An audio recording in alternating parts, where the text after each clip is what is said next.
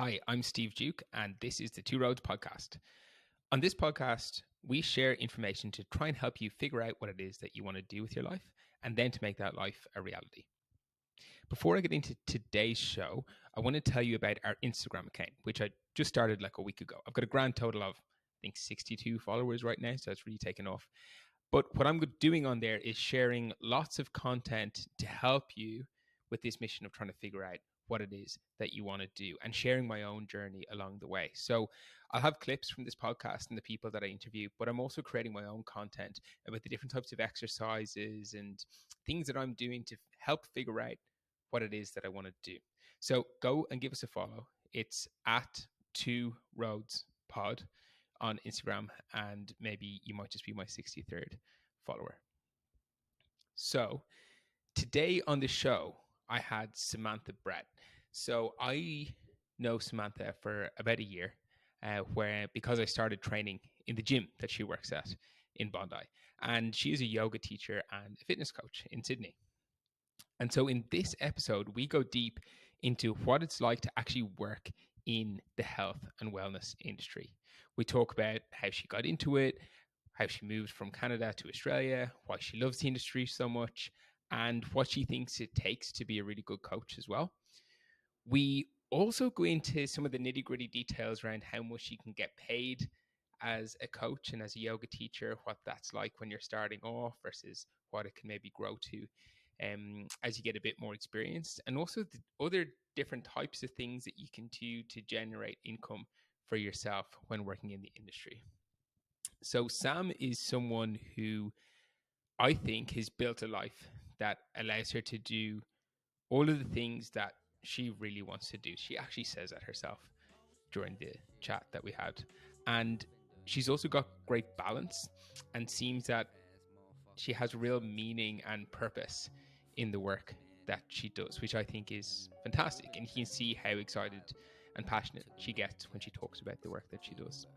She's also just a very kind and caring human being, and somebody that is really just a pleasure to talk to. So anyway, let's not fuck around for any longer, and let's get into my conversation with Samantha Brett.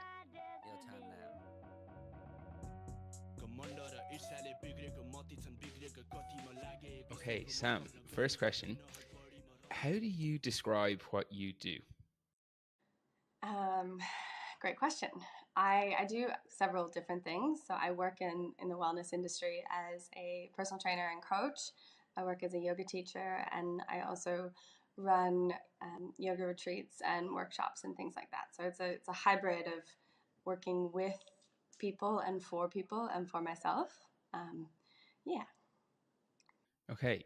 And I had you on because I really want to unpack all the different parts of that, because there are several different parts as you're talking about. But I'm interested, like when you were a kid growing up, was there anything that when you look back, you go, oh, that makes sense to me as a kid that I ended up doing this kinds of job based on what you were like as a child or the types of stuff that you enjoyed? I've always been really athletic in my childhood, but I was an individual who I did a pretty decent job at a lot of things, but I never stayed in anything long enough to particularly excel. I was, quite better than average probably in everything, but not exceptional at anything. And yeah, I just always loved fitness and movement and wellness, and yoga kind of came as a complement to more active things. My body was always really stiff and I was not very mobile, and I was like, oh, this yoga thing might help, which obviously yoga is more than that, but that's how I got into it. I got curious about it. Yeah, right. And so what is that story then of kind of you growing up? You grew up in Canada, right? Yeah, I grew up in just outside of Toronto, so in a smaller town about an hour outside of Toronto. Okay. Oh. And so what's the story from kind of you going up, like going to school to then where you are now? I know that's obviously a lot has happened in like that period, but like how do you kind of summarize that path and like the different steps along the way? So when I finished school, I took a year off and went and moved to the mountains and went to Banff and just went snowboarding for a year. And Banff is a really cool place, but it's also a place where you could kind of get stuck and then just wake up and be like 50. You're like, oh wow, I've just been snowboarding and partying. So I lived there for about a year, but it was really cool. And then I came back, and the expectation from society is always go to school. So I went to school for like psychology for I think a year, and I had no interest in it, but it was just what everyone was doing, so I went. And then when I was there, I was like, I don't have any interest in studying this, which now is interesting because I would like to study that. So I left that and took a bit of time off and thought about what I wanted, and I went and did a fitness diploma. So it was like a 2-year program on fitness and health.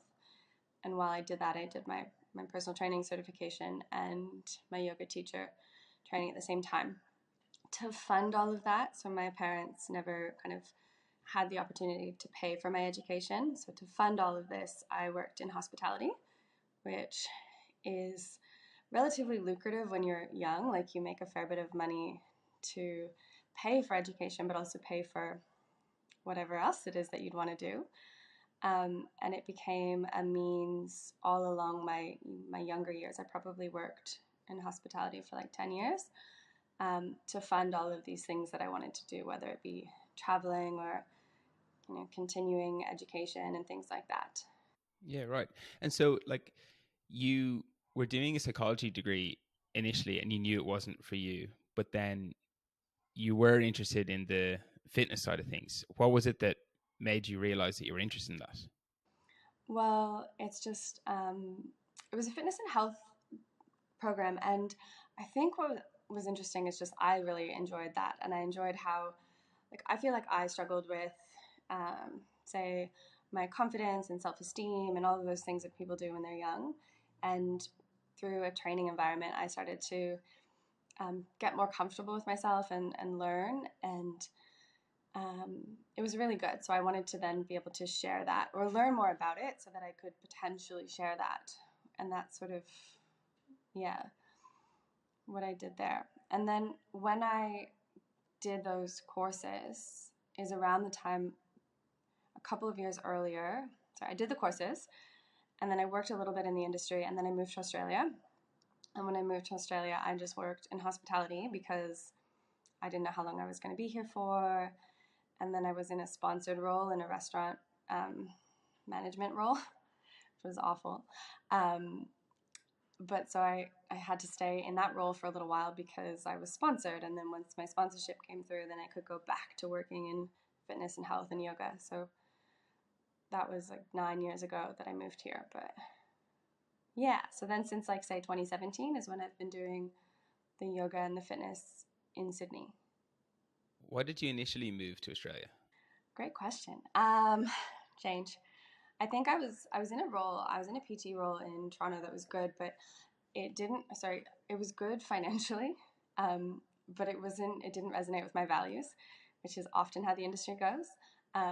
So I just decided that if I didn't change things now, and it didn't need to be moving to Australia, but I just thought, why don't I just shake things up? And Australia is easy to move to, as in, yes, it's far away, but it's in the Commonwealth. We speak the same language. There's not, the culture is very similar to Canada. You just get on a plane and the climate's different. But otherwise, so yeah, then I moved here and haven't really left. Yeah, well, I ended up in the same boat, so and I think a lot of people have as well. Yeah, I mean, it's pretty good here. It's awesome. But I do want to pick up on that when you're saying like the job that you had in Canada was like financially lucrative, but it didn't align with your values. What do you mean by that? What are the values that it didn't align with? Okay. So let's see. There's in the fitness industry, the movement industry, there's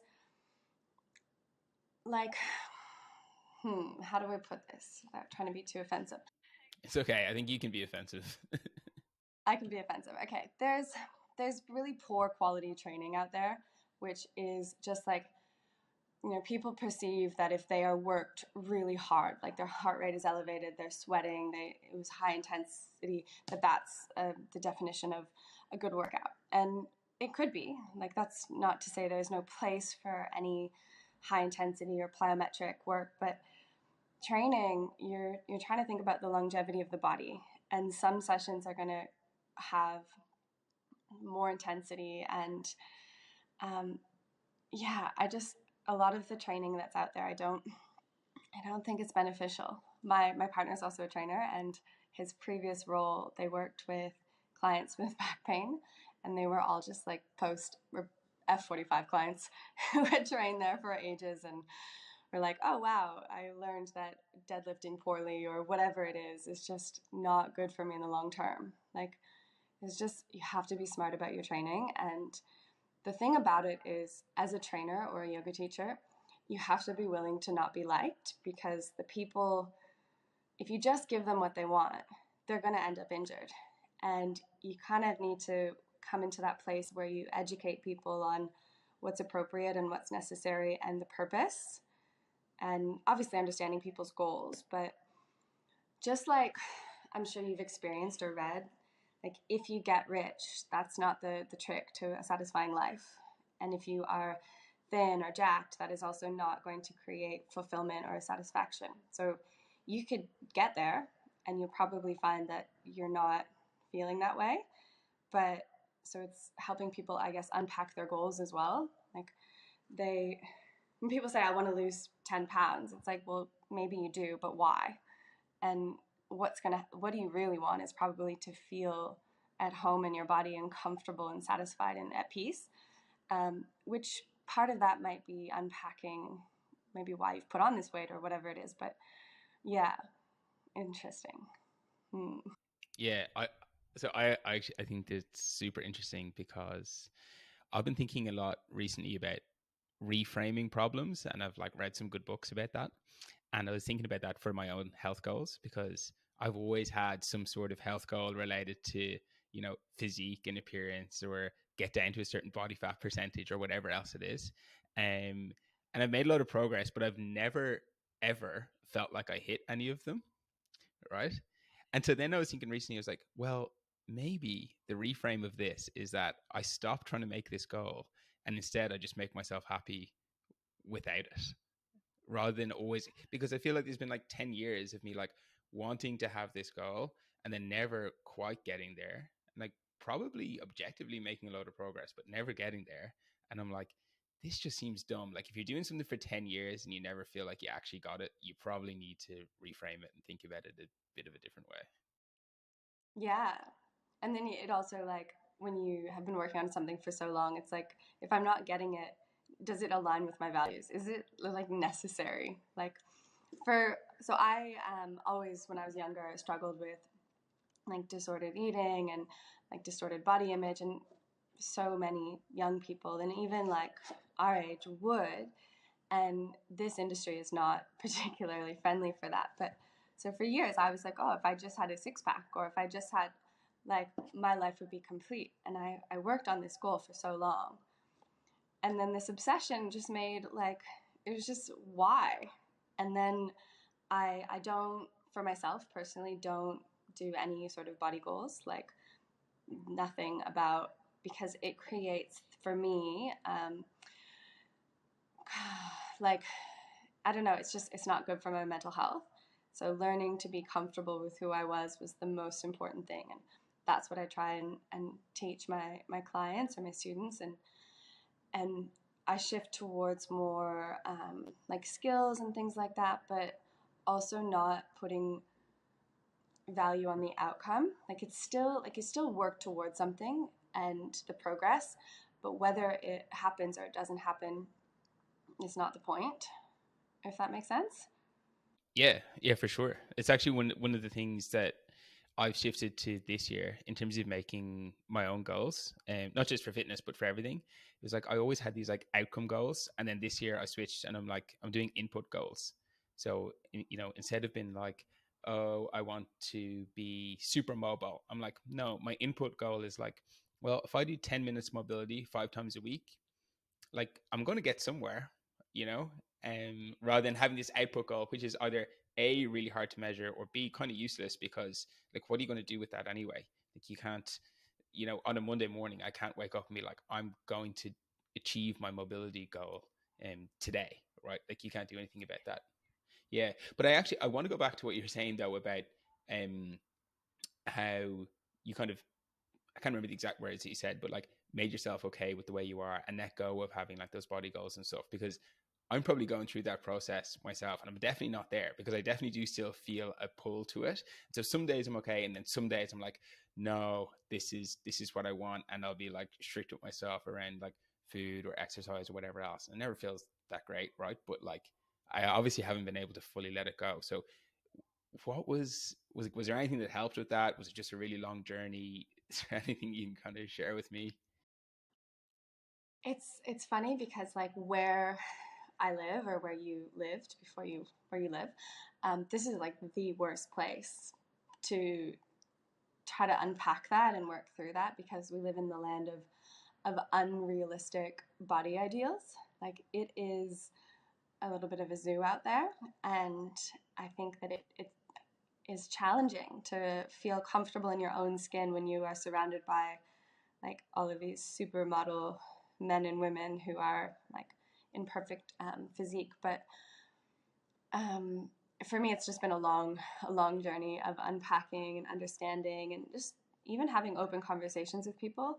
Like a lot of people who look really good, they're still not satisfied with their bodies, which is interesting, of course, because you're learning that it's not about the look; it's more about how we feel about ourselves and whether we're living in alignment with our values, how we're showing up, how we are, whether we're connected to ourselves or disconnected to everyone around us. Yeah. So the process, I think, is really unpacking, what do you like about yourself? What do you dislike? And not from a physical thing. And this is the thing as well that like was a journey for me, is that it's okay to want to look a particular way or work towards something. There's nothing wrong with that. Because I used to be a little bit harsh on people who were working on those things because sometimes you need to be one extreme or the other. I had to like separate away from it, but then it made me a bit of an asshole because I was just judging other people. um, and yeah, it's okay to want to look good and feel good. And when you eat nutritious food or you train and you get good sleep and you're just generally being a nice person, like you feel good. And that's, at the end of the day, when if you happen to eat a really poor diet or you don't care for yourself, then you're probably not going to feel that good. So, yeah. But as well, we live in a really privileged area, and we're we have access to so much in terms of how to care for ourselves, whether it be the knowledge or the the capacity to train or whatever it is. So it is hard for everyone to, for people who don't have access to it. There is an inequality between, they say, the eastern suburbs, just because that's where we are, and other people, like that they don't have the resources financially or time or whatever it is. So yeah. Oh, 100%. Like I found that, for the last 2 months, I've been driving around Australia and all kind of types of towns and villages and so many places I get to, and like I'm like, there's no gym. There's no food options other than like the local pub, right? And it's like it's really hard to like to live kind of a healthy life or whatever if you don't have those stuff in front of you. And that's actually one of the reasons that I do like living in Bondi, is because okay, on one side you do have the challenge of having all these pretty unrealistic expectations and beautiful people walking around, but on the other hand it's pretty easy to be healthy. You've got you've got so many good options like right on your doorstep, which I think is pretty cool. I was just going to say, like, we are a product of who we spend our time with. And so if we're surrounded by people who care, it is so much easier. And if we're in an environment where people, or say children, they grow up and their parents don't know, or they haven't lived in a world where they care for themselves, the child doesn't grow up knowing that. 100%. I couldn't agree more. Um, so yeah, I want to go back a little bit then to your journey. So you've moved to Australia. You've been here. You've been here for a few years. and then you were working in hospitality, but then once your kind of visa came through and everything else, you left that behind you, right? So, Oh yeah, right away. so at that point, then what was kind of your job situation? So when I say this to people, they are always surprised, but it doesn't surprise me because I live my life. But my I'm always like present in my life, but my biggest thing is lack of like confidence. And so I went and did another teacher training and another Cert 3 and Cert 4 in PT because I was like, oh yeah, like in case I don't know. And which, you know, education can always be valuable. So I went and redid courses that I've essentially already done. But I also hadn't worked in the industry in Australia. So I went back into that. And then I started working at, what did I do? I did a training with Power Living in Bondi. And then I started running my own yoga classes. Oh, yeah, I forgot about all these things. Started running my own yoga classes in Randwick. And then so I practiced at Power Living a lot. And one of the teachers there, she's no longer there, she owned the Bondi Junction studio. She gave me a spot to teach, which is really cool. So that was the beginning of my journey here. And I was so nervous, because as a yoga teacher, there's a lot going into it. You put so much energy in, and again, you're not gonna not everyone is going to be satisfied with your style. Not everyone's going to like what you say, or so it just felt like I was just putting my entire self on display. So then I taught there for a little while, and then I went, and there's a studio in Randwick. I taught there, which was really nice for a few years, but they made some changes. So I left about a year ago, and All yoga, or this is all yoga. And then I teach at a few different studios around Sydney. I worked at a retreat. Actually, I don't know if I've ever said this to you. I worked at a retreat center in the Blue Mountains for I want to say 2 years. So I spent half my time in Sydney and half my time in the Blue Mountains. So that was really beautiful. I learned so much. I got to work with a really wide demographic of people and bodies, and for two years, and then that became too much, driving back and forth, of course. Like I would stay there, so I'd be there, say, Monday to Wednesday, and then in Sydney the rest of the time. And then fitness, I worked at a gym, so all of these things were always like parallel, like half and half.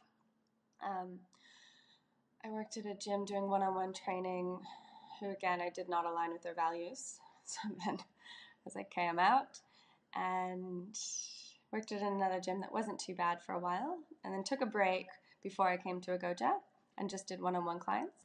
And Agoja is cool because I felt as I aligned with their values, and I really got a good vibe from John prior to coming on board. So it felt like somewhere I wanted to work, and it's somewhere that has helped me, I think, to grow and build confidence. And it's been a really, really good journey there. Really good. Yeah. Agoja is how I know Sam, for people listening. So it's a it's a gym in Bondi where Sam is a coach, and I joined probably a little bit over a year ago now, and I'm actually very much missing it now on the road. But I have so many questions, but the first one is, so you're doing kind of the coaching side of things in gyms like Agoja, as well as the yoga side of things. And of course, like, they're in the same industry, you're still coaching people, running classes, but like they do strike me as kind of two quite different things. So why do you do both instead of going like all in on one? I have attempted at times to do all of one or all of the other, or say mostly. And what what happened for me every time that this has occurred is that my personal life and my personal sort of how I feel best is to do both. So if I just practice yoga, I feel physically something missing. And if I just train, I feel mentally and physically like things are missing.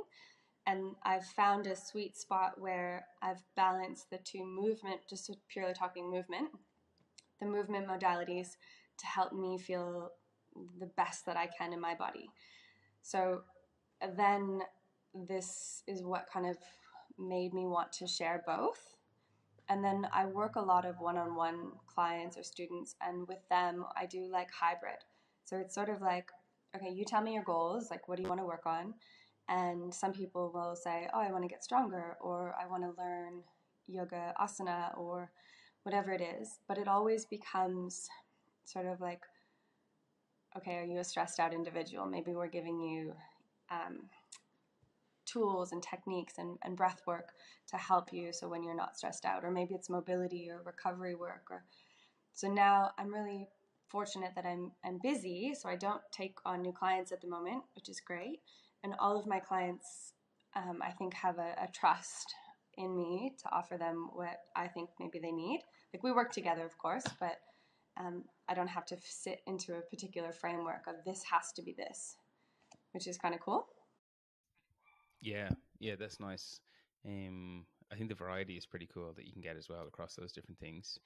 Um, so yeah, it seems like you've so much going on. So like, what does I'd love to know what a day looks like for you. So I don't know, maybe we could take yesterday or Tuesday. Can you talk me through like what that day would actually look like for you? Okay. Well, on Tuesday night, I wasn't feeling great, so we'll go with Tuesday because I took yesterday morning off work, so that wouldn't be a typical day. So, say for instance, Tuesday, I teach two classes in the morning at 6 a.m. and 7:30 at a yoga studio in Bondi. So I get up at like 4:50, and then I usually get there around 5:30, and I like to be early for things, that even early in the morning. I need time to like wake up. My voice needs time to wake up. Sometimes when I just like roll out of bed and try and talk, there's no voice available to me. So I teach the two classes, and they lately have been, say, like 35 to 40 people in the early one and say 30-ish in the second one. So I'm working with, teaching to a lot of people right from the get-go. And then, say for instance, I've been covering one of Emily's clients on Tuesday morning after those classes. And then I usually try and go for a dip. Then I eat. And then I train gymnastics on Tuesdays. So I go to gymnastics gym in the Inner West.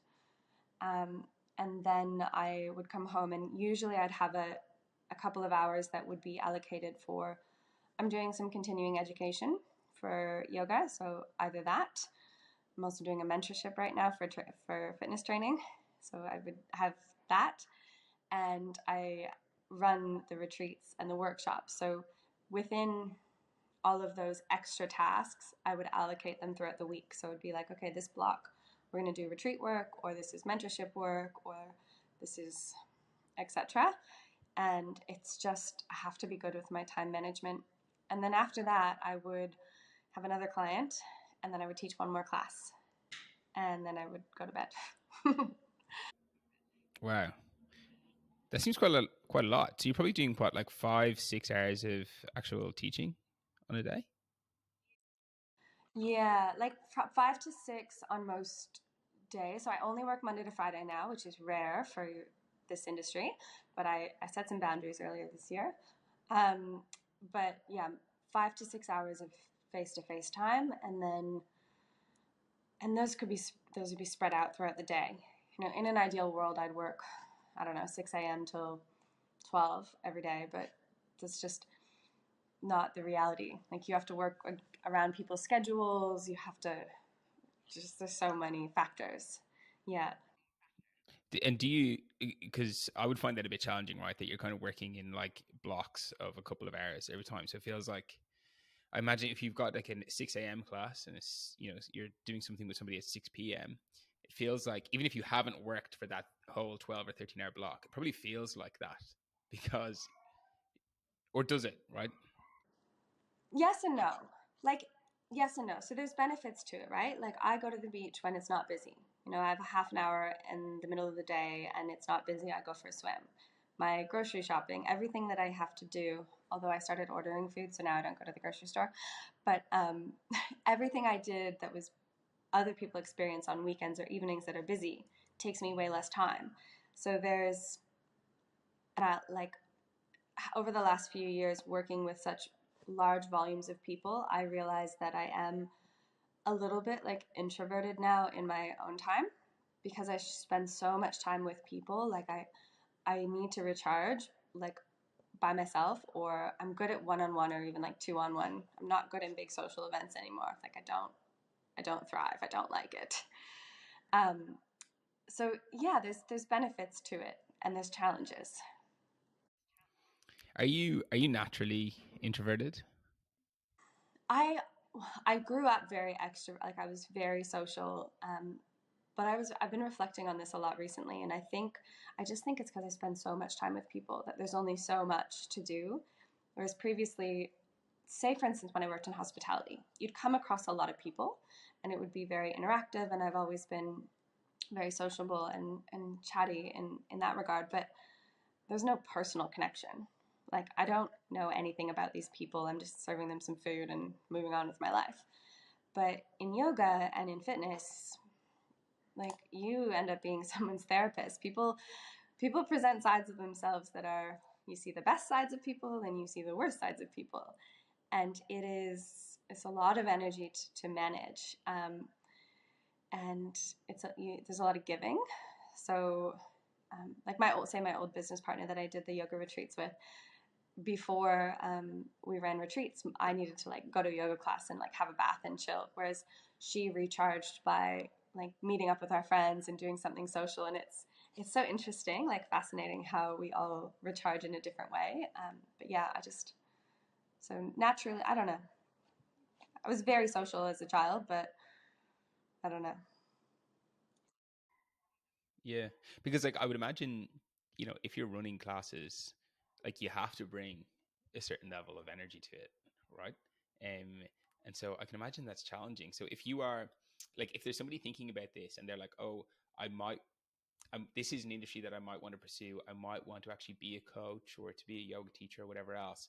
But I'm I'm a little bit introverted. I'm a bit quiet. I'm not sure that I can, like, it sounds a bit exhausting to me. Is that maybe a bit of a red flag that it might be something that wouldn't be for them? Or do you think there's other ways that actually people with those kind of personality tendencies can actually still get into this and enjoy it and not be completely zonked at the end of a day? Yeah, yeah, definitely. There's so many different avenues in the industry. Like my preference is one-on-one coaching. Like, but then there's value to the groups as well. But there's I can only do so many groups, and I don't do any. Okay, obviously I just said the yoga classes are sometimes busy, but especially in fitness, like it's not wildly big in terms of the groups. But yeah, you could go into it and just do one-on-ones, which means it's a very different energy. Like I'm not bouncing around and trying to like get you as an individual client. You obviously keep them inspired and excited. Like, um, yeah, that kind of thing. And for me, the giving of the energy feels very, very like natural, and because it's not about me. Like that's when you come into the role. Initially, you think it's all about you. You're like everyone's watching, everyone cares, and yeah, some people are there judging you, whatever. But for the most part, like people are coming for themselves, and you move yourself out of the way as a teacher, as a coach, and it's not about me. It's about them, and it's about creating a space, and all of my energy goes to to paying attention to what they're doing and how they're receiving, and there's so many factors, about coaching and how to be a good coach or a good teacher or whatever it might be. Yeah. So on that then, what do you think are some of the traits, either learned or natural, that you think makes a good coach? Being caring and empathetic, I think, is a really important thing. So, say for me, I really highly value technique and skill and quality of movement and doing things correctly, because it's not black and white about what is correct. But then it was understanding as well, like, some people are coming in and they've just worked however many hours and they have families and they're stressed, and I'm not adding value by being so strict with them. I'm putting more on their plate, and they don't necessarily have the capacity to process that information, if that makes sense. So it's for me, it's been learning how to, like navigate when what is appropriate. So it's like I want people to be safe when they train, and I want them to be able to have longevity. But if they don't train, there's no longevity. So there needs to be a level of enjoyment. So people need to be empathetic and caring. I think practice what you preach, but that does, like, we're human and we go through stages. So in everything, like, you can't always, if you had, say, a professional sport or whatever it might be, there's a preseason, and then there's during the season and postseason, and we can't always be at our absolute best. And I think the industry is like, lift heavy all the time, and I'm like, okay, well, just know. So as coaches, you need to have balance in your own life and have learned what balance means for you, which is going to be different for everybody, and a continued like desire to learn, because the industry is always changing, and there's an ability to, I suppose, like, navigate through the bullshit. Like, if you go onto social media, there's so many things that are just absolutely wrong that are posted, and I don't want to be black and white about things, but there are definitely things that are out there that are like, that is wrong, like, just wrong. And so I guess an ability to, like, think, which is funny. Yeah, what else do people need? And they need to be patient. I'm interested in the practice what you preach side of things, because I'm sure there's people who are listening to this and might think, oh, I'd really love to work in this industry, but I'm not in the best shape, and how can I coach others if I'm not in? They won't listen to me because they'll think, well, if they can't do it, then, like, why would they be coaching me? I mean, I'm sure that's not the case, right? And that you can be a fantastic coach without being, Mr. Olympia. But does some of it exist in the industry? Do you ever feel that clients are potentially thinking that way about certain coaches, or how much of a barrier or reality do you think that actually is in the industry?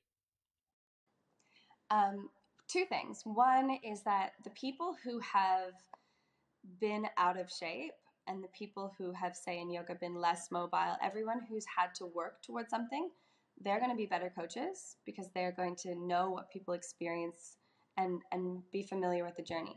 Someone who has only ever been fit and only ever been athletic or only ever been mobile, they miss an opportunity, and that's not a bad thing, but they miss an opportunity to understand the process of shifting, if that kind of makes sense. And then, like, even say for me, say if I put on a little bit of extra weight and I post a video, a tutorial of something, there will be more engagement if I'm in shape than not. Like, people will be, even if I were to put a video, maybe I'll experiment this later. If I were to put a video on with incorrect information, but I made it look more aesthetically pleasing and I positioned my body to be in a particular way, but it was wrong, like, I would get more people like it and engage with it. And then if I did something less visually appealing, it was correct, it would be less, people would see less value in it, which is interesting. So I don't know, you have to figure out, like, what you're, and obviously, yeah, I don't know. Yeah, I think it's I mean, that's pretty fucked up, but, like, it it but I can see it as a reality, right? Like, that's just how a lot of people's brains are going to work, right? That's how they're going to think. So I can understand that. So on the practical side of things, in terms of what you do, because you've been saying you've got one-on-one coaches, you work with gyms and yoga studios where you teach, but then you also run your own retreats. Like, in terms of the practical side of, like, how you get paid and from where, how does that work? Do you just have kind of these multiple sources of income and you're trying to juggle all of them at the one time? Where, yeah, tell me a bit about how that side of things work. So in general, you as a trainer or coach, most of it is just contract work. So it would be very rare that you'd be on a full-time or part-time or, like, any sort of salary sort of situation. So in the industry, you have no annual leave, you have no sick leave, you have no job security, you have, all of these things that are maybe less ideal for things. say in the pandemic, everything, we all just lost jobs, we lost income, and that was it. But say, for instance, at Agoja, I work as a permanent part-time role, which is rare. So it's not, it's great, but it's not the norm for people. And then all of my other work is contract, and then my retreats, they're like obviously my own business. So the more risk you put into something, the more potential reward, obviously, just like in anything. Yeah, yeah, totally. And then the one-to-one side is just obviously pay per session or pay for a program or whatever else, is it? I get my clients to pay upfront for. I keep making them pay for bigger packages, but then that's the commitment as well, because when you're like the two of you, myself and the client, then we both need to be committed to your growth, and it's a process. Yeah. Yeah, totally. And so then in terms of and feel free not to answer this if you don't want, but in terms of like the split of income, because if somebody's thinking about how do they if this is a career they wanted to go into and they're thinking about how do I kind of generate income so that I can live the lifestyle that I want to live or whatever else, how does the split of income across those different things add up between, say, your retreats or your one-to-one coaching, or then the stuff that you have with studios and gyms? So studios pay very different rates, and there's very different splits. I've seen it um, really low, and I've seen it really high. I think the yoga studios that I work for pay a relatively generous amount. They're probably around the top that are on offer. What's the sort of range, like roughly? The studio that I work for, you would make around 80 a session or 80 a class. And it's not 80 an hour because you have to be there before the class and after the class. So that's the yoga studio rate. My PT rate, I charge 120 for a session. And then the one-on-one group coaching fitness stuff you don't make quite as much, but the expectation, it's not quite as long of a window on either side. And say for yoga, when I teach 2 classes, they have a half-hour gap in between, so it ends up taking like 3 hours, 3.5 hours to make 2 hours of pay, kind of thing. But then say, for instance, if someone goes to work for, like, when you start off, you'll probably start at like usually in more of a commercial setting, like say Fitness First or Virgin, whether it's you're going in to teach group fitness or you're going to do one-on-one coaching. I think the rate is a fair bit less. I think it's something like $45, or maybe it's for 45 minutes. I'm not sure, but I know that it's definitely not as high. And then gyms, you can either be an employee and then have them pay you a rate, which usually would be a lower rate, but then they would, you'd have guaranteed hours or whatever it might be, like, and they'd give you clients. Or you could pay rent for a place, and then you would just set up your own rate, and you just have to. So again, there's the little bit of risk because you need to pay the rent, but then you can charge whatever you want. So, like, it can be lucrative, but it's hard for it to be lucrative because, say, there's only so many classes you can teach in a week without being physically burnt out. Like, I've been burnt out in this industry a few times, and I always have to like cut back, and everyone always says to me, like, all you ever say is that you've just dropped another class, and I'm like, it's true. I've just dropped more work, but and when you're getting into it, it kind of seems like you have to just be available all the time, and you're like, I'm getting paid nothing, and I have to be available all hours of the day. And you're like, how do I pay rent? So if you're looking to transition into the industry, but you have a little bit of savings, you're all good. Yeah, and then with say the retreats and stuff, you have to build all that up and get to know people. And my retreats have been students who I know generally from in person as opposed to online. I think there's a handful of people who have come from seeing it on socials or anything like that, but the majority of people have been from in studio. I don't know if I answered your question. That was exactly it. I was just because I think there's probably not a whole ton of transparency around, what you can kind of earn from different sources, like especially as you're getting into the industry. So I think that's like super helpful, because that would be if somebody is, say, working a corporate 9 to 5 job and they're like, do you know what, I just love health and fitness, that's where I want to spend all my time, I want to get into it. They need to make the trade-off of, like, will I be able to pay my rent or will I be able to sustain this lifestyle? So I think that actually gives them a really good idea. And actually, an interesting thing on a different topic is, one of the things that I think sounds cool about the industry is some of the freedom that you have to run stuff like the retreats that you do, right? So there's obviously a flip side of, one is, okay, sometimes your day is going to be coming bits and pieces of like hours of coaching and put everything else. And also sometimes there's not as ton of security and you don't get sick pay and holiday pay and all that sort of stuff. But the other side of that coin is that you do get a bit more freedom to do stuff like the retreats, which I'm sure are fun, right? It's amazing. Like I, that's all the kind of negative stuff before about the pay and or not, sorry, the potential for poor pay and etc. Like I'm in a pretty good setup with everyone that I work with, which is fantastic. But it was a little bit of effort to get there. But yeah, you have so much freedom to create, and which is so exciting and cool. And so I've just launched a handstand, like a handstand workshop, like a 4-week handstand series.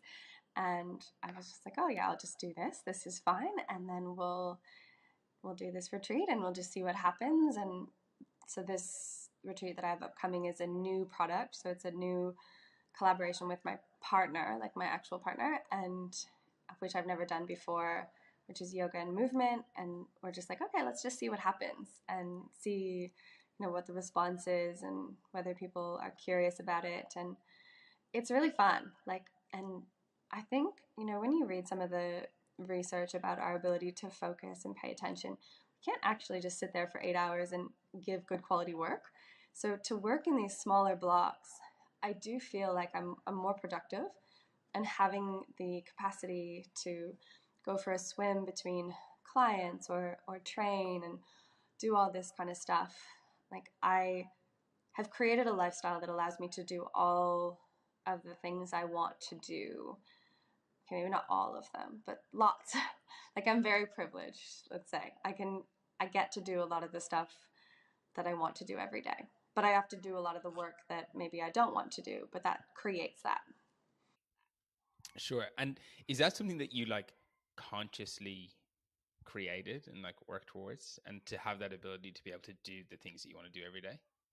Yeah, I think initially when you move into the industry, what happens is that, and this is obviously, who knows, everyone's experience is their own, but I've spoken to a lot of people where this has happened.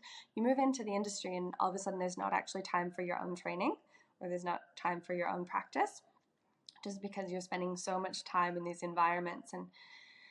And I don't know, you don't want to necessarily go back. But so I figured out, say for instance, I joined a gymnastics gym, which is outside of my training, like where I train here, where I know people. So I go and I'm completely a student, and I get to learn, and I get to just be a client or a student, and there's no expectation for me to offer anything. So that was a really cool way to carve it out and make sure that I prioritized it. I also think if you invest in something financially, usually we like value it a little bit more. So I'm like, okay, this is cost me a little bit more than I could just train for free at the gyms that I work at. I pay for this because it adds value. It also helps me to continue to develop and grow. And yeah, it's a lot of work to carve out the routine that you want. But and I probably made it harder than I needed it to. I always like to make everything as difficult as possible. Not on purpose, but it just happens. I'm also very guilty of that sometimes as well. It's been one of the I learned this question, and it was like, what would this be if it was easy, right? And it sounds like a cheat, but I've been trying to do it more and more, because I'll take on a project and I'll be like, okay, how do I do this? And suddenly I'll come up with this incredibly difficult plan to execute, and then I'm just like, well, what if it was easy? How would I do it then? And you usually come up with like this really simple answer that is probably absolutely perfect. Um, but you were talking about, when you first get into the industry, you probably work in one of these or it's quite often that you work in a bigger gym, you know, the fitness first of this world, and then you can kind of work your way up. So what does that kind of like progression path look like from there through to whatever is next? And then long term, like what is it that kind of people in the industry, you know, might aspire to do longer term? I think it's really cool because you'll have people who can branch out into a variety of things. Like some people might just be, you know, really content to continue to work with one-on-ones for to the end of time. Some people want to go in and coach either coaches or train teachers, depending if we're talking yoga or fitness. But that would be a progression, is to learn or help people to grow in the industry, and then you can, as well, so much stuff is moving online, so you can scale, which obviously, because you can only be one person and you can only be so many places in actual time at once. Moving online to whether it be to offer one-on-one coaching or group coaching or programs that people can buy or retreats, or people will manage facilities, or you could manage people. You could say, for instance, if I had too many clients and I wanted to hire a trainer to train my clients and then give them a cut of that. So there's ways to grow and develop, and you can be as creative as you want, just, which is quite cool. And it depends, like, you're trying to find that balance of, okay, I need to be financially secure in order to even be in a place where I could be creative. Like, if you have any sort of scarcity, if it's a challenge to pay bills or things like that, you're not going to be in a thriving position mentally. You're not going to be creative. So you need to figure out what is a baseline financially. How do you earn that, like, across whatever it is? And obviously my setup is a little bit different because I have hybrid all these various things. And then once you feel comfortable, then it's like, okay, what can I do now? Like, how can I explore? And what brings me joy, or what helps me to grow? And for me, it's often like, what's scary? Like, what do I want to do, but I'm a bit afraid of it because it could be hard or it could fail. So that kind of stuff. So I'm like, okay, what's the next thing? So what is the next thing? What are you afraid of at the minute that you want to try?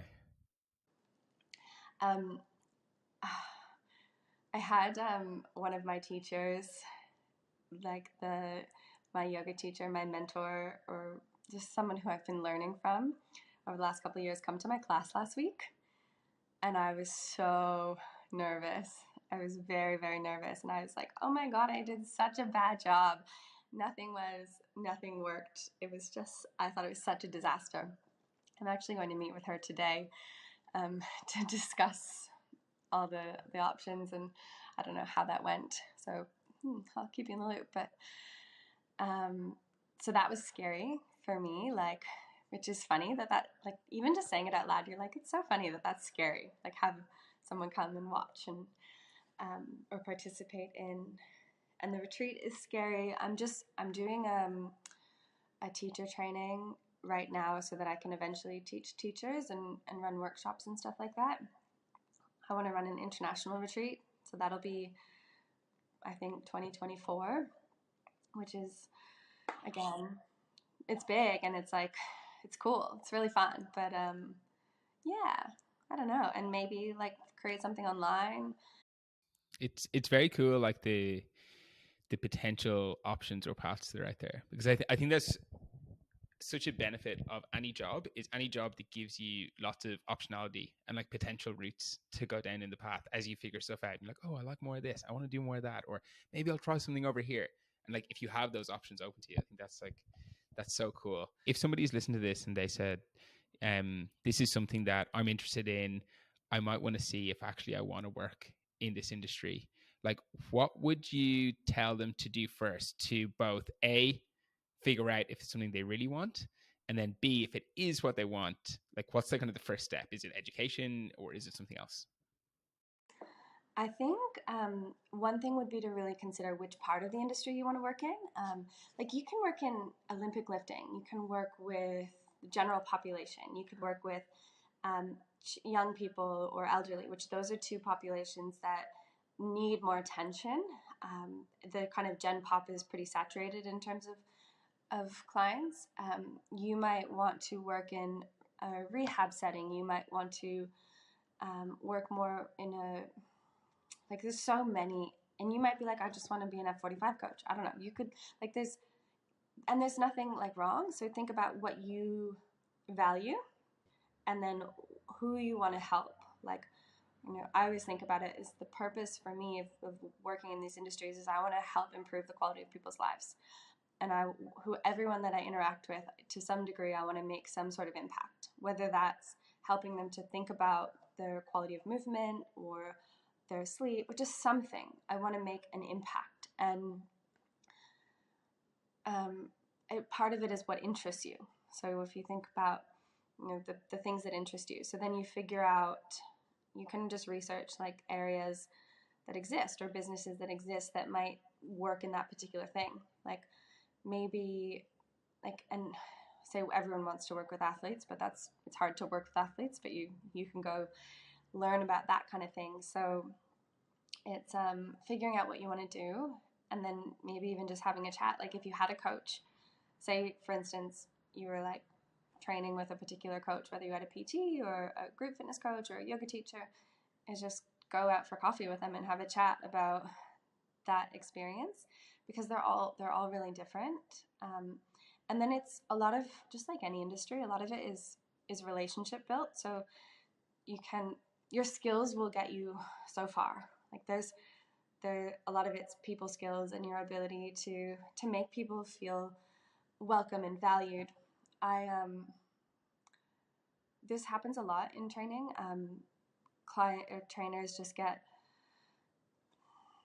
they don't pay attention to what the clients are doing. They don't give them their attention. I've been training this guy at the park once a week, and I watch the other trainers there. They're just like on their phone the whole time. They are not paying attention to and they just are clearly just like not present. And that happens in life. Like, we get distracted, and it doesn't mean that they're bad trainers. They might be having a bad day or whatever. But like, pay attention to the people. Like, you got to think about that. You don't go into this to get financially, like, it's not the most lucrative career. There's other things that you can do to make more money, to help people. So yeah, go have a chat with whoever, like whatever industry, part of the industry interests you. And then you have to go do like a Cert 3 for group fitness and a Cert 4 for PT. And then continuing education. Like, the body is so complex. We are all so very different. Our modern lifestyle is awful for the body. So figuring out, just learning, and it doesn't have to be like education that is, you don't have to always go to certifications. You can just learn constantly. I always find being in an environment where there's people who are always have more knowledge than I do in something. I never want to be the most educated or the most senior in an environment that I work in. I always want to have people that are smarter than me or know more or have more experience, so that I can grow from them. I think that's really good advice for anybody, no matter what kind of industry that they're in. Okay, I've got a couple more questions just before we finish up. So if there's somebody listening to this and they have no idea what they want to do, so they don't know if they want to work in health and fitness or anything else, do you have any thoughts for them on how they can figure out what they want to do? And the reason I ask is because it seems like, I could be wrong, I don't want to assume, it seems like you found something that you really enjoy and that you've kind of been able to craft a life around it that you get a lot of happiness from as well. So I guess maybe you were just lucky and, you kind of fell into something that you really love, but maybe not, I don't know. But yeah, if somebody's trying to figure out what it is that they might like, do you have any advice for them, books to read, things to do to help them on that journey?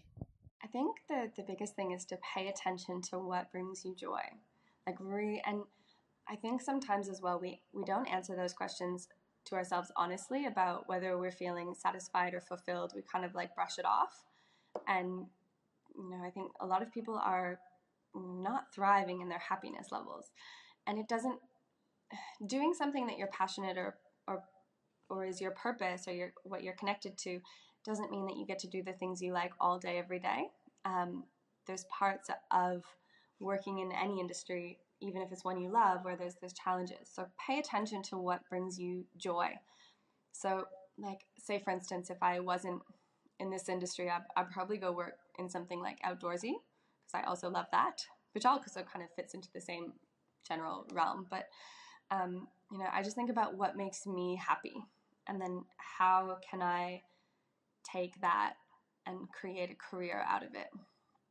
And it's a bit of luck, a little bit of opportunity, but a lot of preparation and a lot of studying and a lot of practice, and it's a bit of everything. Like, everything just worked in its own way. Books. Have you read Stolen Focus? I just read that one. That was really good. I loved it. That was great. And then I listened to the Jay Shetty podcast a lot, although he just wrote a book about relationships, the 8 Rules of Love. And so all of his podcasts have been about relationships lately, which it's okay. I like to listen to some of those, but I prefer other discussions as well. So I haven't been listening to that as much. I quite like him, actually. I find him quite good. He's so good. I listened to him yesterday. Do you know Lewis Howes? Is that a person? His podcast is like, I can't remember. Anyways, I'll tell you. But that was a really good discussion yesterday. And yeah, that's it. And one of the things as well, like being disciplined in whatever it is that you're doing to create this, like I have a fair bit of discipline. I have a routine, and these things give me the scaffolding, the structure for me to fit all of this in. So discipline, I feel like, is really underrated and undervalued. That's actually a very good point. And I love your advice around thinking about what actually brings you joy, because it sounds like super simple, right? But I think the hard thing is what you said about being really honest with yourself. And I think that's hard because, especially if you're doing something that you're not particularly happy in, your mind's kind of in a self-defense mechanism where it's like, I can't admit that I really don't like this, because if I do, then I have to admit myself that every day I'm waking up and going to something that I really don't like, which is super bleak, right? So it's actually quite hard to answer that question honestly. Weirdly, one of the goals or things that I kind of want to do this year is to ask myself hard questions, the ones that I don't want to answer, and to try and answer them as honestly as possible. And like, even writing that down, when I wrote it down at the start of the year, it was like the most confronting thing, because straight away you realize all these hard questions that are sitting in the back of your mind, but like your mind's like, don't bring them up, because you bring them up, you're opening up a whole can of worms. And so I think that's really great advice.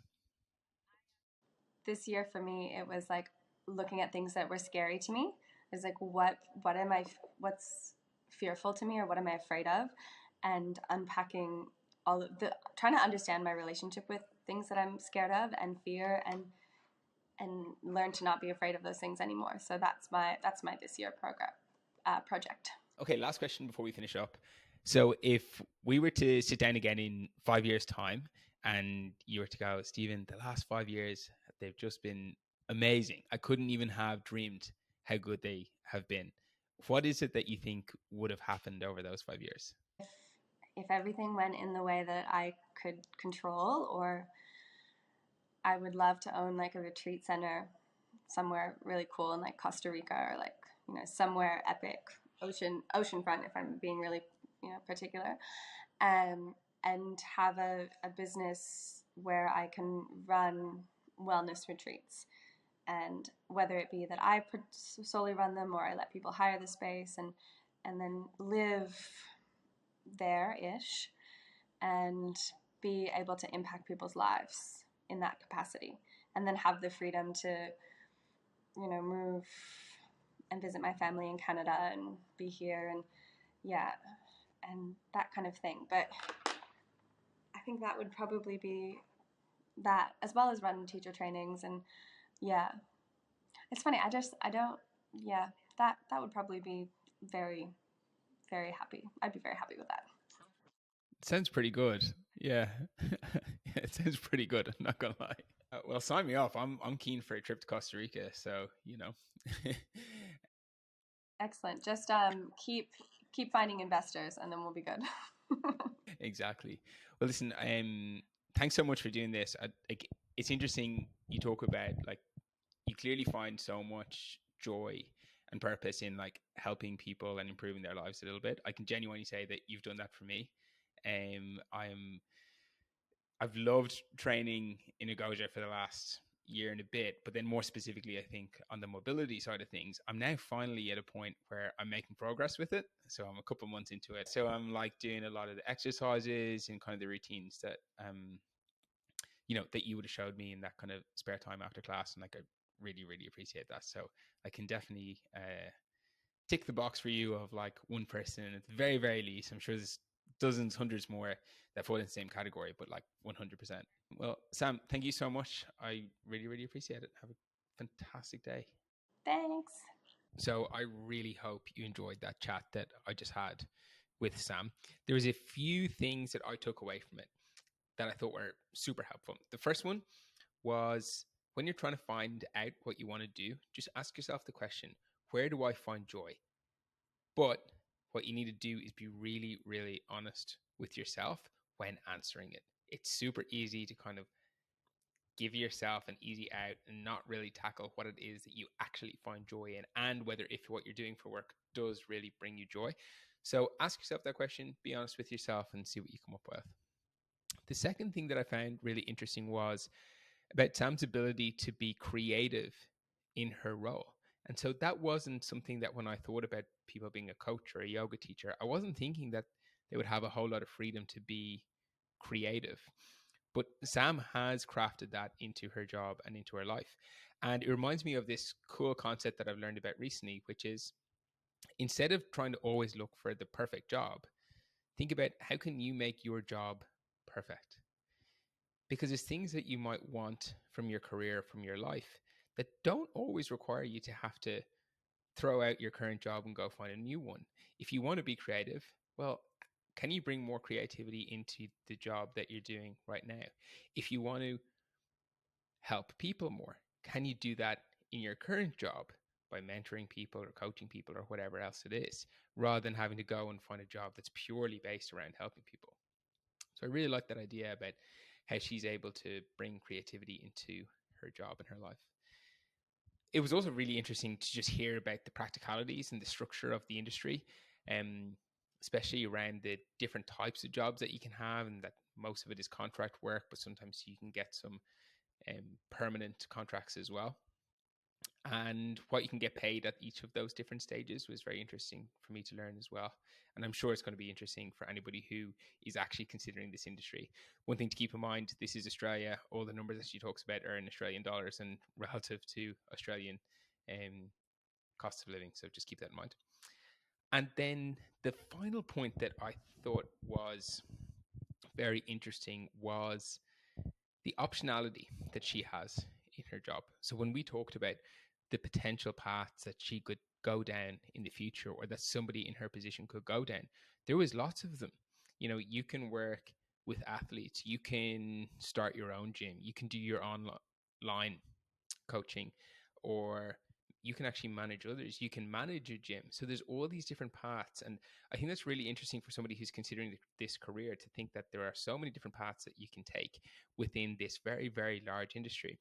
But also for any other industry, any choice that increases your optionality, increases the amount of potential paths that you could go down in the future, is often a good one, because who knows what you're going to like in 3 years, in 5 years, in 10 years. And so if you're stuck between two choices and you can't pick and everything else seems equal between the two, but one is going to create a lot more optionality and choices for you down the line, and that's probably going to be the better option. So I hope you enjoyed it. I hope you found it helpful. Let me know. As I said, follow me on Instagram at 2roadspod, and let me know who or what you want to hear on the show next. Send me a DM. It'd be really, really helpful for me, because I just want to get the people on who are going to be most helpful.